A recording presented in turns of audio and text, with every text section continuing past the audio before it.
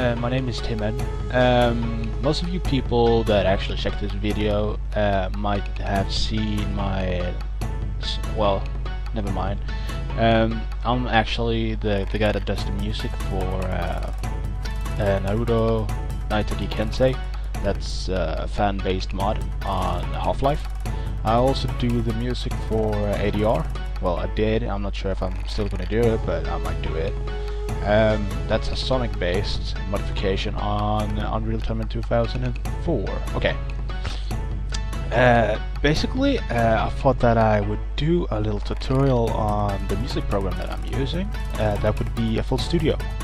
I'm using 8 right now to just show you how it works and all that stuff. Let's hear the dude say it. FL Studio 8.0 XXL. Yay. This is your file menu. You have new from template, and you have different genres basically in this one.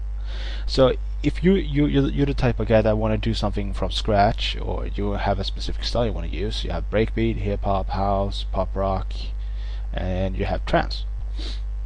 This is basically the genre section, and then you have minimal. You have basic with limiter, basic, club basic, compression and equalizer, compression, delay or reverb, empty, and multiband compression. I use empty because I like to actually control everything I do, so I use empty. Except for that, we have other. That's a patch bank. Apparently you can load up a lot of stuff with that, but I'm not using it. Utility, have general MIDI for those that use MIDIs, I guess. Mastering, quad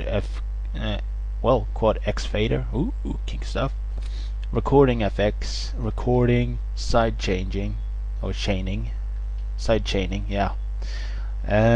Surround panner, a 5.1 surround panner using the X and Y controller. Ooh. Vocoder, and then you have the basic open, save as, save new version, import. You import MIDI files or beats to slice. You can just load stuff in for that, or stuff from Rebirth. I never tried those two, so export. Okay, so when you're basically done a tune or something, you use the export to save out your tune. So you have zip loop package, basically zipping all the sounds that you've been using, the patches or the sound banks that you've been using in a VST or something, and it exports everything, and the FLP file, which stands for Fruity Loops Project, probably. I'm not sure, but I think it is. And basically it saves out everything into a neat little package, and you can send that around to friends or something that has a similar programming that you have, and you can do tunes together, collabing or whatever. Then we have the wave file. Yeah, basic wave. Well, not much to say about that. If you're doing mastering or something, or you're sending something off to a mastering or something like that, you can actually use that. Then preview file, I don't even need to say what that is. So the OGG file, it compresses the file a lot better, has a better sound to it, and well, overall it's kind of good. For instance, if you do a track and you save it out as an MP3 file on 192 kbps, you can save out the same quality of that file using OGG on 96 kbps. So yeah. You can also save out MIDI files. I have no clue how that works, because apparently my computer lacks MIDI stuff. So project bones and project data files, I think that's based around the project or something. I've never used them. So okay, so that's that. You have the edit section. You have cut, copy, shift left, shift right, randomize, set to piano roll. Yeah, you don't really need that until you actually start building something. Channels. Okay, channels are your basic VSTs. You have add one, and this is basically all the effects and stuff you can actually add with it. You can clone selected. You select over here. You can go like, I want to, and you clone it, or you can delete it, or you can move it up, You can move it down. You can group it with something else. You can basically group an entire section with just drums and stuff and all that. You can also yeah, you can do color also, but that just looks sorta gayish. Okay. Zip selected, you can select different of these, and you can just save them out or zip them or something. And you can unzip all. So yeah, that's it in the channel section. View, playlist, step sequencer. Playlist is this big field over here. You can just go like, oh my god, oh crap.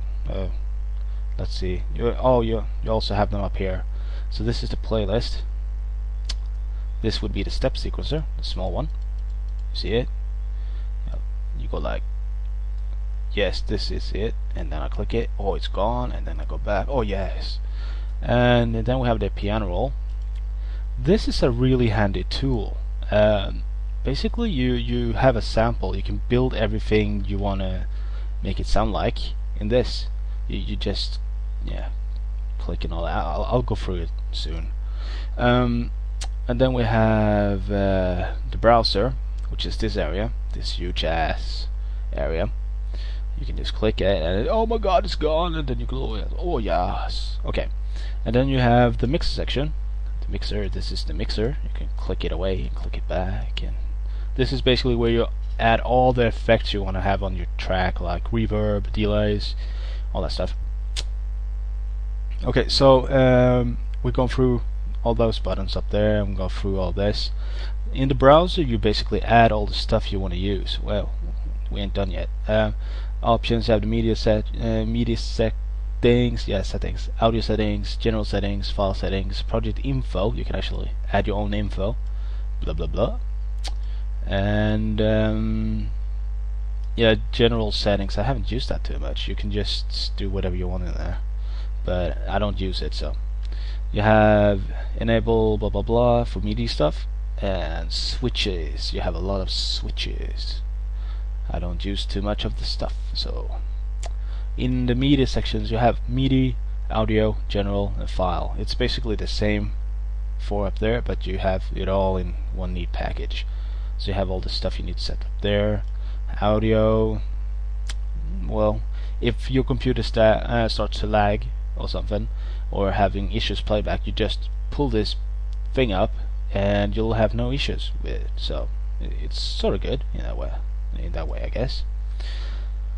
And then you have like all these other settings, like this. I have, well, two primary. So general settings, this is how you want to make your stuff look. You have dark times, oh crap, alternate knobs. I think it's different knobs on the thing here, or no, apparently not. I got screwed. Sliding startup, smaller steps. Ooh, smaller steps. Well, kind of get smaller steps, but you don't really need it. And no. So I'm going to use the default one, and apparently it killed all my windows. That's bad. Okay, that's that. We need a mixer. There we go. Doink. Okay, so we're going through that. Tools is basically, I have no clue what most of this stuff do, but you have panic settings. If your computer stops or basically overloads itself, it starts sounding with one sound or just stops, and you see this area just lit up with whatever color the CPU thing shows.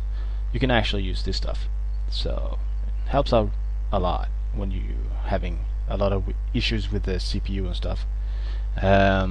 This program, by the way, eats a lot of memory.